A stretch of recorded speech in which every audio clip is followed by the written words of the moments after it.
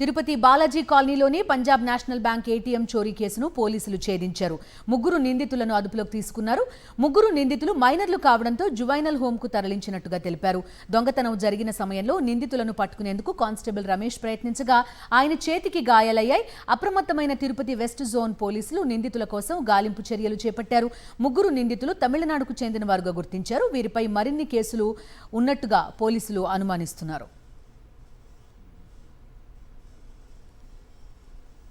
తిరుపతి బాలాజీ కాలనీలోని Punjab national bank ATM చోరీ కేసును పోలీసులు ఛేదించారు. ముగ్గురు నిందితులను అదుపులోకి తీసుకున్నారు. ముగ్గురు నిందితులు మైనర్లు కావడంతో జువైనల్ హోంకు తరలించినట్టుగా తెలిపారు.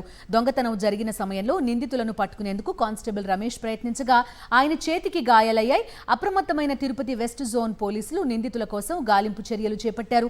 ముగ్గురు నిందితులు తమిళనాడుకు చెందిన వారుగా గుర్తించారు. వీరిపై మరిన్ని కేసులు ఉన్నట్టుగా పోలీసులు అనుమానిస్తున్నారు.